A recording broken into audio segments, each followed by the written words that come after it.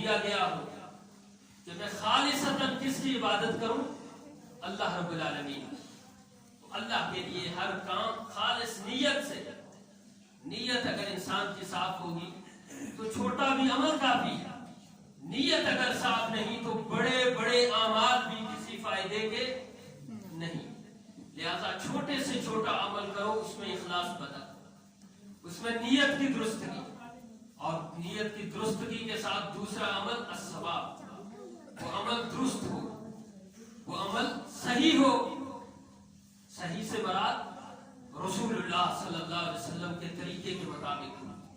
جیسے اللہ رب العالمین نے فرمایا سورہ اعراف آیت نمبر 3 میں اللہ رب العالمین نے فرمایا اتبعوا ما انزل الیکم من ربکم ولا تتبعوا من دونه اولیاء.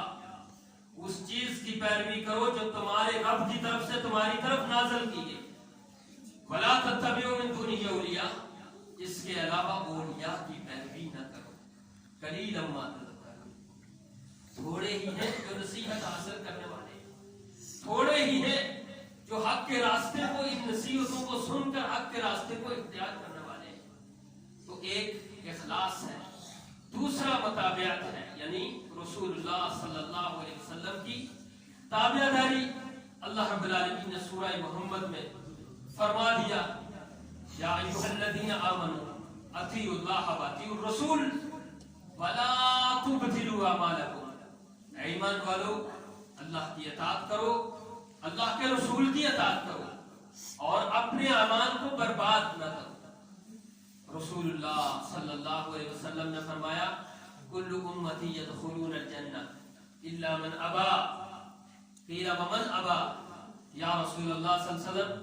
قال من اطاعنی دخل الجنہ ومن عصانی فقد ابا. رسول اللہ نے فرمایا میری ساری کی ساری امت جنت میں جائے گی مگر جس نے جنت میں جانے سے انکار کر دیا. حیران و ششدر رہ گئے صحابہ کرام، جنت میں جانے سے کون انکار کرے گا جس کی صفات قرآن نے یہ بیان کی ان للمتقین مفازا، اور دوسرے مقامات پر آپ جنت کی صفات پڑھتے ہی رہتے ہیں، سنتے ہی رہتے ہیں. اس جنت سے بڑا کوئی انکار کرے گا؟ رسول اللہ صلی اللہ علیہ وسلم نے صحابہ کرام کے تعجب پر یہ فرمایا من اطاعنی دخل الجنہ، جو میری اطاعت کرے گا وہ جنت میں داخل ہوگا، اور جو میری نافرمانی کرے گا اس نے جنت میں جانے سے انکار کر دیا. تو زندگی عمل والی، زندگی کامیاب ہوئی ہے فمن کان یرجو لقاء ربہ فلیعمل عملا، جو اللہ سے ملاقات کا یقین رکھتا ہے یا ملاقات کی امید رکھتا ہے فلیعمل عملا صالحا، اس کے لازم ہے کہ نیک اعمال کرے. تو اللہ رب العالمین نیک اعمال کو ہمارے لیے آسان فرما دے. ان مساجد کی آباد کاری اسلام کی بنیاد ہے. یہ اسلام کے عظیم مراکز ہیں، ان کو امن کا گہوارہ بنانا چاہیے. ان کے لیے کوشش کرنی چاہیے. ہر کسی کو اپنے حصے کا جو معاملہ ہے وہ کرنا چاہیے مساجد کے ساتھ. تو اللہ رب العالمین ہمیں مساجد کے ساتھ دل لگانے کی توفیق عطا فرمائے.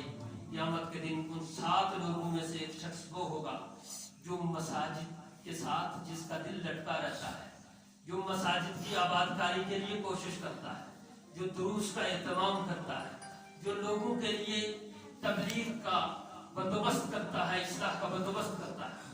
پچھلے ہفتے بھی میں نے دیکھا تھا آپ کی اس مسجد میں اتوار کے دن تجہیز و تدفین کا ایک پروگرام چلایا گیا تھا. انتہائی مؤثر پروگرام اور انتہائی ضرورت ہے اس وقت. تو بھائی جو عرفان بھائی اور دوسرے جو بھی مسجد کی انتظامیہ ہے جو ان کاموں کو سر انجام دے رہے ہیں، اللہ رب العالمین ان کے لیے جنت میں گھر بنائے. اللہ رب العالمین کا وعدہ ہے من بنا للہ مسجدہ بنا اللہ لہ بیتا فی الجنہ، جس نے مسجد بنائی اللہ اس کے لیے گھر بنائے گا جنت میں. تو اللہ ہم سب کے لیے جنت میں گھر بنائے. اللہ ہم سب کو مساجد تعمیر کرنے کی توفیق عطا فرمائے اور ان کی آباد کاری کی توفیق عطا فرمائے.